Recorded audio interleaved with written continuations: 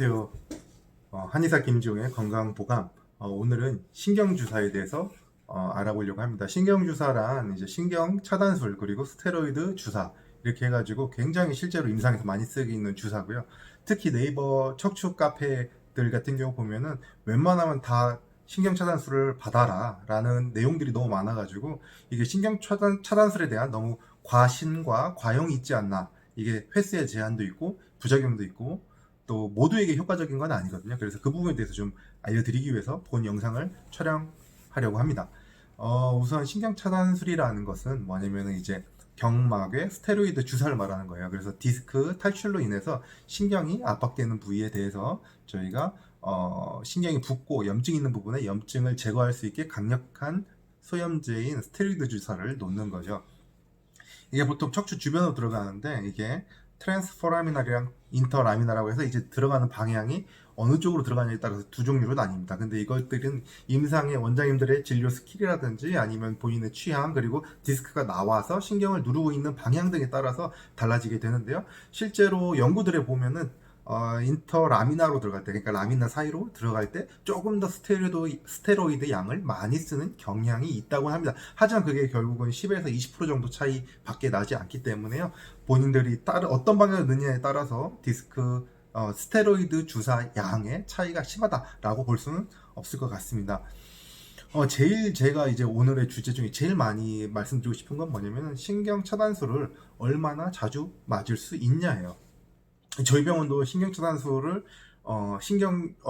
시행하기도 하고요. 또 마취통증과 전문의 원장님이 저희 건물에 같이 있기 때문에 외부로 협진도 내기도 합니다. 특히 잘 잡히지 않는 경우에. 근데 마취통증과 원장님이랑 얘기를 하다 보면은 신경공이 좁거나 아니면 이게 화학적 염증기가 아니라 물리적 염증기일 때, 물리적 압박기일 때 이게 뭐냐면은 두 개를 구분해야 되는데 디스크가 갓 튀어나와가지고 면역 반응에 의해서 화학적으로 막 염증이 올라갈 때가 있어요. 예를 들어서 여드름도 우리가 여드름 났다가 볼록 나왔는데 이것들이 그냥 내 살과 똑같은 컬러로 그냥 쭉 나오는 경우도 있지만 그게 아니라 뽀글록 나오면서 빨갛게 뭔가 굉장히 염증이 심하게 열이 나면서 발열이 나면서 염증이 심한 경우가 있는데 이런 디스크도 마찬가지로 그냥 오랫동안 묵은하게 천천히 이게 쭉 튀어나와서 신경을 누른 지 오래돼가 되면은 이게 화학적으로 막 자극하는 게 아니라 물리적으로 허혈성 압박, 그러니까 눌러서 피가 안 통해서 손상받는 그런 손상에 의한 경우에 사실은 신경 염증의 효과가 그렇게 많지 않습니다. 저희가 추나 한약, 약침 이런 거와 같이 자연적으로 척추의 구조를 잡아주는 치료들을 해야 훨씬 효과적인데요.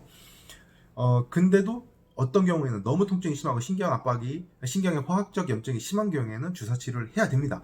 그런 경우에 이 제재에 따라 다른데 가장 많이 활용하는 것 중에 하나인 메틸 프레드니솔론의 경우에는 약 2주 간격을 해야 됩니다. 그래서 보통 척추 주사 놓으면은 원장님이 2주 뒤에 다시 오세요. 2주 뒤에 보겠습니다. 이렇게 하는 경우가 이 주사 자체가 2주 간격으로 놓을 수가 있고요.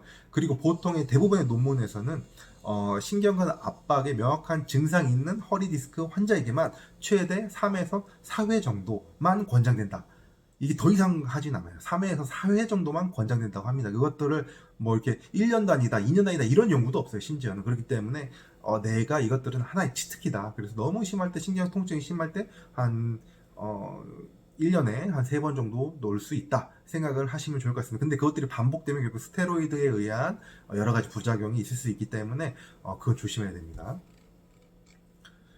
신경차단술 스테로이드 용량은 얼마까지 가능한가? 스테로이드 용량도 원장님마다 너무 달라요. 그래서 용량을 많이 쓰기도 하고, 그래서 보통 이게 용량을 많이 쓰면은 효과적이다라고 해서 병원에 우르르 막 사람들이 많이 가기도 하고, 그렇기도 하는데, 이게, 프레드니솔론 같은 경우에는 킬로그램당 약 3mg을 초과해서는 안 된다고 한다. 그래서 만성교통 환자들에게 주로 40에서 80mg까지, 미리그램까지 용량이 권장된다고 하는데요. 올해 5월, 2019년 5월에 출간된 Current Trend of the Steroid Dose Choice and Frequency of Administration of Epidural Steroid Injection, a Survey Study라고 실제로 마취신경 통증의학과 원장님들이 신경주사를 많이 하시는 원장님께 연구를 했어요. 문담 연구를 했는데 대부분이 이제 덱사메타손의 경우에는 10mg 이상의 스테로이드는 사용하지 않는다고 했고 메틸 프레니솔론 같은 경우에는 80mg 정도를 미리그램 정도 사용한다고 했습니다. 그리고 반복으로 사용할 때마다 용량을 줄여간다 이렇게 대답을 했습니다. 그렇기 때문에 이제 이 부분은 용량 제한은 보통은 이제 뭐에 따라 다릅니다. 다시 한번 정리하면은 덱사메타손은 보통 10에서 20mg 정도 사이를 사용한다고 대부분 대답을 했고요. 프레니솔론 같은 경우에는 40, 80mg 정도를 사용한다. 그 이상으로 사용하신 분들 분명히 있을 겁니다. 로컬에서 실제로 사용하는 사람들에 대해서 잘 우리가 실제 주사 용량을 막 보건복지부에서 우리가 체크하면서 권유하고 종류를 바꾸고 이러진 않거든요. 그래가지고 조금 더 이 부분에 대해서 원장님하고 소통도 해야 됩니다.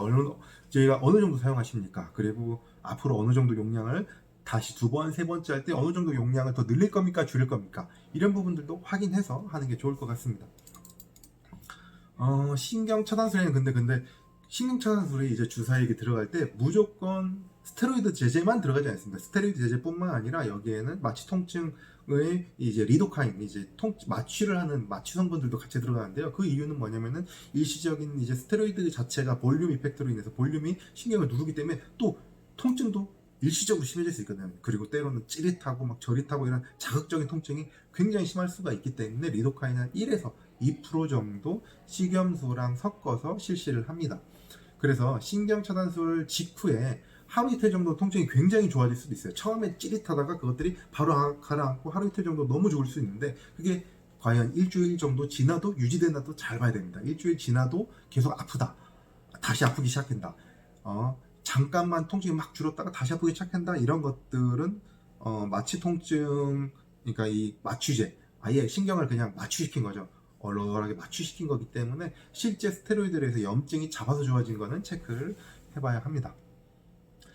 신경 차단술은 그럼 과연 모두에게 효과가 있을까요? 저희가 이제 보통 논의를 해보면은 발병이 얼마 안 된 디스크 그리고 신경 압박이 명확한 디스크 통증 환자분들은 굉장히 효과가 좋습니다. 근데 그 외를 제외하고는 첫 번째 발병이 굉장히 오래된 디스크, 그래서 디스크나 척추나 디스크뿐만 아니라 인대가 약해지고 근육도 약해지고 그리고 척추가 굉장히 불안정한 경우에는 그런 경우에는 그렇게 효과가 그닥 좋지 않았습니다. 그리고 추가판 협착증 같은 경우에는 신경 자체의 공간이 굉장히 좁기 때문에 이 부분들도 디스크를 이 뼈에 의한 압박이기 때문에 제가 봤을 때는 주사 치료가 굉장히 효과가 좀 덜한 편이었습니다. 그리고 실제 디스크 탈출량은 적지만 주변 근육 긴장과 요추 뼈의 비대칭으로 인해서 추나라든지 이런 것들이 더 효과적인 경우, 도수 치료라든지 아니면 침으로 그 근육들을 풀어주고 아니면 척추의 협착이 굉장히 심해서, 그러니까 협착이 아니라 다시 한번 파셋 신드롬, 이 위와 아래의 그 파셋 조인트, 척추 사이의 조인트 자체가 퇴행성으로 늘러붙은 것들이 심한 경우엔 여기를 자극을 해주는 이런 치료들, 도침이라든지 청연에서는 이제 신경근 이완술을 하는데 이런 부분들이 더 의미가 있지, 그냥 단순히 신경 레벨에 따라서 염증을 줄여주는 우리의 이제 신경 차단술은 효과가 별로 없었습니다. 그래서 이제 그리고 또 하나 단점은 이제 스테로이드 자체의 단점도 봐야 되는데, 우리가 스테로이드 호르몬과 관련된 굉장히 강력한 치료이기 때문에 문페이스라든지 아니면은 뭐 부종이라든지 다양한 증상들이 생길 수도 있고, 그 무엇보다 중요한 스테로이드의 단점은 주변 근육의 약화를 갖고 옵니다. 그래서 스테로이드 주사를 할 수도 있어요. 할 수도 있지만 한 다음에 무조건 운동 치료라든지 재활 관리, 그리고 척추의 비대칭 관리 이런 것들도 굉장히 많이 해야 되고, 특히 근막 통증 증후군처럼 주변 근육이 긴장이 많이 된 경우에는 주변 근육에 대한 관리도 꼭 해야지만 건강하게 꾸준히 척추 관리를 할 수 있습니다. 스테로이드를 통한 치료는 양날의 검입니다. 그렇기 때문에 잘 휘두르면 좋지만 그것들이 오히려 자기를 벨 수도 있는 거예요. 그렇기 때문에 무조건 이 스테로이드에 대한 의존하기보다는 자생적으로 자연적으로 회복할 수 있는 내 몸의 기능적인 비대칭이라든지 아니면 근육의 관리 이런 부분들을 조금 더 신경 쓰는 허리 디스크 환자분들이 됐으면 좋겠습니다. 이상으로 오늘의 건강보감 마치도록 하겠습니다.